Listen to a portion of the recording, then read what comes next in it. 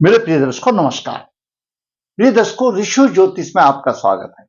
दर्शकों, जैसा कि आप जानते हैं कि मैं आपके द्वारा दी हुई कुंडली में जो परेशानी है उसके ऊपर वीडियो बना करके आपका मार्गदर्शन करता हूं और वास्तविक कुंडली का विश्लेषण करता हूं। जरूरत है आपको मेरे वीडियो पर जुड़ने की। आपको जो भी परेशानी आ रही है, आपके दैनिक जीवन में कैसे भी आ रही है परेशानी, आप मेरे वीडियो पर, मेरे चैनल पर जुड़ जाइए और अपनी परेशानी मुझे बता दीजिए। मैं आपका शास्त्रों के अनुसार, अपने अनुभव के अनुसार मार्गदर्शन अवश्य ही करूंगा। टाइम लग सकता है लेकिन मैं अवश्य करूंगा। जरूरत है आपको मेरे चैनल पर बने रहने की। आज हम एक नौजवान की कुंडली पर विचार करेंगे जिसका जन्म रामनगर के बिहार में हुआ। करीब दोपहर को 2:08 या 10 मिनट पर ऐसा जन्म हुआ। व्यवसाय के लिए परेशानी आ रही है, शिक्षा में उसको परेशानी आई, संतान के लिए परेशानी आई। जैसे कुछ इलाज उलूज करा करके अभी कुछ आशा तो बनी है, लेकिन क्या परेशानी है मैं आपको उससे संबंधित आपका मार्गदर्शन करूंगा। उसकी कुंडली में शिक्षा और संतान संबंधित परेशानी है, व्यवसाय या नौकरी की परेशानी है और भाग्य साथ नहीं देता। परिश्रम करता है नौकरी आदि के लिए, लेकिन कहीं ना कहीं थोड़ा सा रह जाता है। तो क्या कहती है उसकी कुंडली? हम और भी कुंडली में, हर एक कुंडली में शुभ अशुभ कई योग होते हैं, लेकिन संपूर्ण का विश्लेषण करना तो मेरे दर्शकों थोड़ी सी बड़ी बात है इस छोटे से समय में। उसके लिए मैं पत्रिका लिखता हूं हाथ से, आप जरूरत है तो लिखवा सकते हैं। आज हम विचार करेंगे उसकी कुंडली में क्या है। जैसे कि मैं हमेशा बताता हूं, ये कुंडली का खाका है, 12 भाव यहां पर है। लगन लगने स्वयं का प्रतिनिधि है। द्वितीय भाव धन परिवार कुटुंब का, तृतीय भाव पराक्रम का, चतुर्थ भाव घरेलू सुख माता भूमि का, पंचम भाव शिक्षा संतान बुद्धि विवेक का, छठा भाव रोग शत्रु ऋण का, सप्तम भाव जीवन साथी का दैनिक व्यवसाय का भाव वही है, और अष्टम भाव आयु और आयु में मिलने वाले कष्टों का भाव है। नवम भाव भाग्य भाव है, धर्म भाव है। दसम भाव आपको ऊंचाई पर ले जाने वाला भाव है। आप जो भी काम कर रहे हैं उसमें सम्मान प्रतिष्ठा दसम भाव देगा। एकादश भाव आपकी इच्छा पूर्ति का भाव है, आमदनी का भाव है। आप किस सोसाइटी में रहते हैं, आपका रहन सहन उसका भाव है, और सभी प्रकार के सुखों का भी भाव है, और बड़े भाई का भाव है। द्वादश भाव बहुत महत्वपूर्ण है, विदेश का भी भाव है। किसी प्रकार का अपयश दंड ये सभी कारागार आदि ये द्वादश और छठे भाव में आ जाते हैं। और सेवा सुख का भाव है। द्वादश भाव भोग का भाव है। कुंडली में 2 भाव भोग के होते हैं, सप्तम और द्वादश भाव ये भोग के भाव माने गए हैं, सेवा सुख के भाव माने गए हैं। आज हम कुंडली में देखेंगे उस पुरुष जाति की कुंडली में लग्नेश जो स्वयं का प्रतिनिधि करता है वो द्वादश भाव में चला गया, प्रबल पितृदोष हो गया। और लग्नेश स्वयं का प्रतिनिधि करता है, जैसा मैंने बताया द्वादश भाव भोग का भाव है। तो ऐसे जातक को संभल कर चलना चाहिए, नहीं तो चरित्र की हानि, अपयश और किसी न किसी प्रकार अपमान का भागी भी बन सकता है समाज में। दूसरा विचार करेंगे संतान शिक्षा के विषय में। सर्प शापित कुंडली है, पंचम भाव पर और पंचमेश पर राहु केतु का प्रभाव है, सर्प शापित कुंडली है। शापित की मैं यही आपको एक बात बता दूं दर्शकों, मैंने पहले भी बताया है कि जब हमारे पूर्वजों के निमित्त कार्य में कमी आ जाती है तो उनका आक्रोश बढ़ जाता है और वो कुंडली को शापित कर देते हैं, और उसके जनक राहु केतु है। राहु जिसमें कि प्रबल कारक माना गया है, क्योंकि राहु हमारा पितामह है। तो सर्प शापित कुंडली हो जाती है, परेशानियां आ जाती है, अवरोध हो जाते हैं, सभी कामों में परेशानी आ जाती है, प्रबल पितृदोष हो जाता है। उसके बाद बात करेंगे व्यवसाय के लिए तो संबंधित कुंडली जिससे हम बात करने जा रहे हैं उसमें बुध सप्तमेश भी है और दसम भाव का स्वामी है, केंद्राधिपति दोषी है, उत्कृष्ट फल देने में अशुभ है, समस्या आ जाती है। फिर बात करेंगे भाग्य। भाग्य भाव में सूर्य अपनी राशि में तो है लेकिन केतु से प्रभावित है, पीड़ित है, और सूर्य पिता का कारक है, प्रशासन का कारक है, ग्रहों का राजा है, आत्मा का कारक है, तो सूर्य भी पीड़ित हो गया। इन 4 बिंदुओं पर हम विचार करेंगे। जातक का जन्म आज का है सर्प शाप, शिक्षा संतान सुख की हानि, नौकरी व्यवसाय में भी परेशानी और भाग्य की हानि, उसी में सब कुछ आ गया।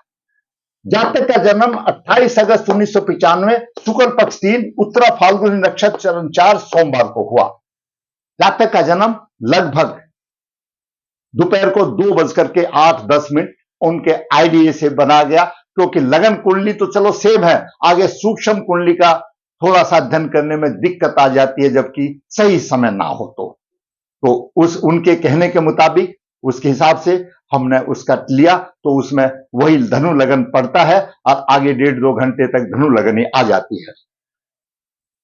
धनु लगन की कुंडली, धनु लगन के 2 डिग्री 31 अंश है। तीर्थ भाव में शनि 28 डिग्री 50 मिनट लेकर के विराजमान है। पंचम भाव में केतु 5 डिग्री 17 मिनट लेकर के विराजमान है। नवम भाव में सूर्य अपनी राशि में 10 डिग्री लेकर के विराजमान है। शुक्र वहीं पर 12 डिग्री 48 मिनट लेकर के विराजमान है, शुक्र अस्त है। दसम भाव में बुध उच्च राशि में है, 5 डिग्री 13 मिनट लेकर विराजमान है, वहीं पर अष्टमेश चंद्र 6 डिग्री 52 और पंचमेश मंगल 29 डिग्री 42 मिनट लेकर के है, 29 42 अंश। 10 को इस लाइन पर ही आ जाएगा राहु 5 डिग्री पे, तो राहु और मंगल तो साथ साथ है, 5 ही डिग्री का फर्क है। ये लाइन भी मेरी मोटी है नहीं है तो इस लाइन पर ही आ जाएगा 29-42 और 29-42 से 5 डिग्री राहु और साथ साथ है, अंगारक योग बन रहा है। और मंगल पंचमेश है और राहु साथ में है, और राहु पुरुषों का प्रतिनिधि है। मैं अपने अनुभव से 100% कह सकता हूं, 110% कह सकता हूं कि इनका कोई पुरुष अतिरिक्त योनि में है और उसके प्रभाव से यहां पर ऐसा आया हुआ है। द्वादश भाव में गुरु 12 डिग्री 43 मिनट लेकर के विराजमान है। पहले धनु लगन के बेचारे में हम बात करें, सिर्फ धनु राशि अगर लगन में धनु राशि हो जिसमें ग्रहों के प्रभाव का हम नहीं लिया जा सकता, मैं साधारण तौर पर धनु राशि अगर लगन में हो तो ऐसे लगन के स्वामी गुरुदेव हैं, जिनकी विचारधारा अच्छी होती है, दार्शनिक होती है और सहज ही दूसरों पर विश्वास कर लेते हैं, और उनकी सादगी का अनुचित लाभ लोग उठाते हैं और उनको धोखा भी खाना पड़ता है। लग्नेश द्वादश भाव में है, प्रबल पितृ दोष हो गया, अधिक खर्च करने वाला, धन के अभाव में जीता है। द्वादश भाव मैंने बताया भोग का भाव है। ऐसे जातक को अपने चरित्र संबंधित ध्यान देना चाहिए, नहीं तो अपमान का भी कारण बन जाता है और अपमानित होने की बता जाती है। ऐसे स्थिति में माता पुत्र की चिंता तो अधिक करती है, माता का सुख उत्तम मिल जाता है उसको क्योंकि गुरु पंचम दृष्टि से देख रहा है, परंतु पुत्र माता की परवाह गंभीर रूप से नहीं करता, आत्मग्लानि से जीवन व्यतीत करता है, आत्मग्लानि से जीवन व्यतीत करता है। सामान्य रोग और शत्रु उभरते हैं क्यों छठे भाव को देख रहा है, लेकिन उन पर विजय भी प्राप्त कर लेता है, उन पर विजय भी प्राप्त कर लेता है और जीवन भर तनाव में रहता है। नवम दृष्टि से उस दृष्टि अष्टम भाव को देख रहा है, आयु लंबी होती है। अब बात करते हैं सूर्य की। सूर्य अपनी राशि में है, बंधु वर्ग से स्नेह रखने वाला, धार्मिक प्रवृत्ति का होना चाहिए, पिता के सुख में तो पिता का कारक है, अच्छा होना चाहिए, लेकिन केतु से पीड़ित है, भाग की हानि हो गई। सूर्य का भी केतु ने टांग पकड़ के खींच लिया और इनके कर्म अशुभ है, इनको भाग्य का भी साथ नहीं देना, इस तरह से आप समझ लो। और राहु केतु हमारे पूर्वजों के प्रतिनिधि हैं। अब बात करें चंद्रमा की। चंद्रमा कुंडली में अष्टम भाव का स्वामी दसम भाव में है। दर्शकों, कहने को तो चंद्रमा के लिए अलग विचार होते हैं कि अष्टमेश का दोष नहीं लगता, लेकिन व्यवहार में ऐसा आया है जहां पर भी हो वो अष्टम भाव के भी फल देता है। और चंद्रमा सूर्य के नजदीक है। शुक्ल पक्ष 3 तृतीय का तो चंद्रमा है, लेकिन यह अष्टमी तक पूरी कला नहीं लेगा। जब शुक्ल पक्ष अष्टमी आ जाएगी तो पूर्ण बली चंद्रमा पूर्णिमा की तरफ बढ़ेगा, उसकी कलाएं बढ़ जाएंगी। सूर्य से नॉर्मली आप ये कैलकुलेट करके रख लो, 72 डिग्री के अंदर में चंद्रमा प्रभावहीन सा रहता है, वह अशुभ माना जाता है, कृष्ण पक्ष में ही लग जाता है। शुक्ल पक्ष अष्टमी से लेकर के कृष्ण पक्ष अष्टमी तक बलवान रहता है। चंद्रमा व्यवसाय में परेशानी देगा, व्यवसाय में कमी होगी, पिता के सुख में कमी का कारण बनेगा। ऐसे स्थिति चंद्र की ऐसी है कि माता पिता को घोर कष्ट और माता पिता को सहन करने पड़ते हैं। क्यों? ये पिता का सुख है, ये माता है। क्यों सहन करने पड़ते हैं? मैं एक व्यवहार की बात बता देता हूं। शादी हो गई, कल को बच्चे भी होंगे, और व्यवसाय नहीं तो माता पिता के ऊपर ही रहता है। मैंने बहुत से परिवारों में देखा है, तो ऐसा कुछ इसमें भी हो सकता है, होने वाला हो सकता है। अब बात करते हैं मंगल की। दर्शकों, मंगल पंचम भाव का स्वामी, द्वादश भाव का स्वामी, मूल त्रिकोण राशि, पंचम भाव में केतु यहां पर है। 29 डिग्री लेकर के कमजोर है मंगल, और राहु के साथ में राहु से पीड़ित अंगारक योग बन रहा है। कमजोर राहु से पीड़ित अंगारक योग, सर्प शाप कुंडली बन गई। शिक्षा संतान की कमी बात आ गई। जहां पर भी मंगल देखेगा, राहु के प्रभाव के साथ में देखेगा, सारे ही अशुभता की कोई कमी नहीं रह जाएगी।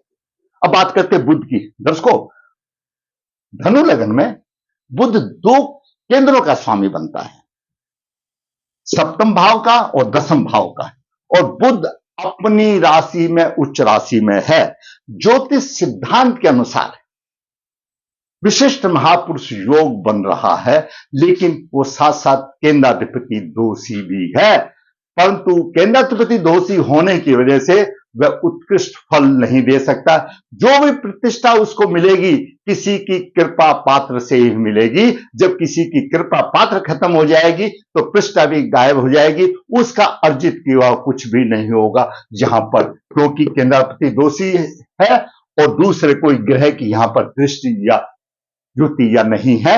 चंद्रमा तो मैंने बता दिया। और दूसरी तरफ से अगर देखा जाए तो हमारे विद्वानों में से अधिकतर चंद्र बुध का भी विषयोग माना जाता है। जैसे शनि सूर्य का विषयोग है, शनि और सूर्य आपस में पिता पुत्र है, इसी प्रकार चंद्रमा और बुध भी पिता पुत्र माने गए हैं। इनके भी एक साथ रहने में विश्वास बहुत समाया तो शांति का। इसमें कई तर्क विकल्प तर्क हैं, कोई मानता है कोई नहीं मानता, लेकिन इनकी कुंडली में प्रभावहीन है।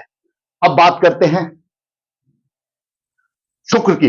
दर्शकों, कुंडली में शुक्र एकादश भाव का स्वामी है, छठे भाव का स्वामी है, और धनु लगन के लिए शुक्र अकारक है। मान लिया अकारक है ग्रहों की रचना के हिसाब से। दर्शकों, अकारक तो है, लेकिन शुक्र जिसका बलवान है उसके तो वल्ले वल्ले है। शुक्र लक्ष्मी है, धन है, शुक्र दाम्पत्य सुख का कारक ग्रह है। अस्त है तो प्रभावहीन हो गया, बात ही छोड़ दो। अब बात करते हैं शनि की।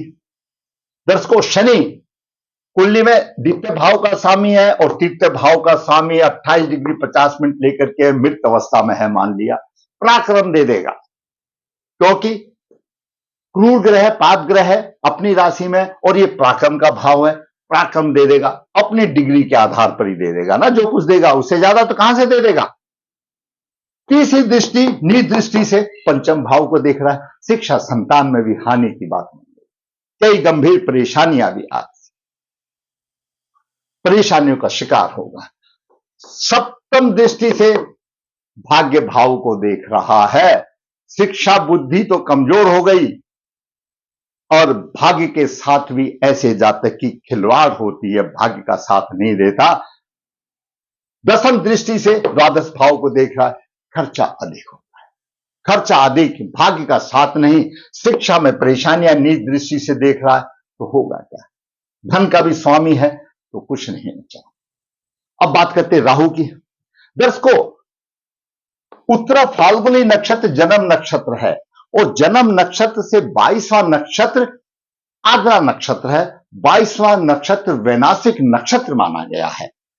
कुंडली चाहे किसी की भी हो, अगर वैनाशिक नक्षत्र का स्वामी अगर कहीं कारक ग्रह है तो 5-10% की हानि करेगा, और अकारक है तो समझो 100% हानि करेगा। तो उत्तरा फाल्गुनी नक्षत्र से 22वां नक्षत्र आद्रा है, और आद्रा के स्वामी राहु हैं। तो राहु कहीं पर भी इस कुंडली में होगा, क्यों धनु लगन में, वो अकारक ही होगा। एकादश भाव में राहु है, यानी विनाशकारी हो गया। जहां पर भी दृष्टि डालेगा विनाशकारी होगा, कोई फायदा नहीं हो। और राहु कौन है? पितामह। राहु कौन है? पितामह है, हमारे पूर्वजों का प्रतिनिधि करता है। जो भी प्रभाव आया उनके पूर्वजों के हिसाब से आया, सारा नकारात्मक प्रभाव आएगा। और यहां पर शिक्षा संतान की हानि भी हो गई है। बात है केतु की। केतु पंचम भाव में है, शिक्षा संतान में हानि। नौ दृष्टि भाग्य भाव को देख रहा, सूर्य का टांग पकड़ के खींचा, मैंने पहले ही बता दिया, भाग्य की हानि हो रही है। आमदनी उतार चढ़ाव, और नवम दृष्टि लगन पर है, दिमाग में हमेशा परेशानी रहेगी, हमेशा दिमाग परेशान रहेगा। ये मैंने साधारण तौर में बताया। अब देखिए दर्शकों, इस जातक का ये मेरे पास व्यक्तिगत रूप से आया था,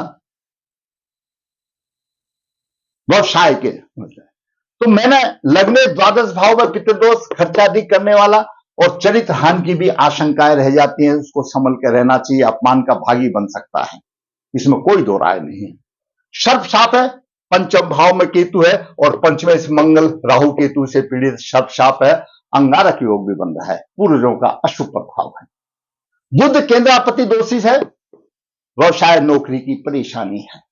भाग्य सूर्य केतु से पीड़ित है, सूर्य पीड़ित तो प्रबल पितृदोष है, कहां से आसान हो।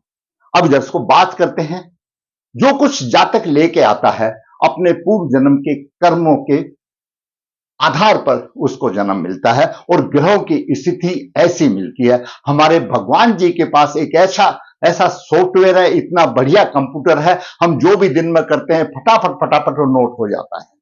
तो वो कर्म फल सबको भुगतना पड़ेगा। उसके लिए शास्त्रों में उपाय है कि अपने पूर्व जन्म के अशुभ कर्मों के प्रायश्चित के लिए पितृदोष निवारण करें।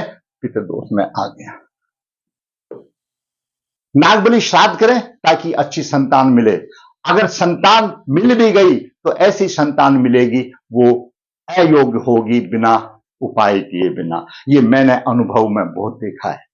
उपाय करें, लग्नेश का रत्न गले में धारण करें, और सूर्य को लगातार अर्घ दे। सूर्य का भी, भाग्येश का भी रत्न धारण किया जा सकता है। उपाय करें, अर्घ दें, उपाय करें, और चंद्रमा के लिए भोलेनाथ की सेवा करें तो जरूर फायदा होगा। और हम इस ये पृथ्वी लोक पर आए हैं, ये सृष्टि चलनी है। हमारे जो सृष्टि के कंडार है ब्रह्मा विष्णु महेश, उन्होंने सृष्टि को चलाना है, कर्म का फल देना है। उसका उपाय यही है, दूसरे किसी उपाय से नहीं होगा। हां, कारक कर्म, बुध दोषी है, बुध बहन भुआ का कारक है।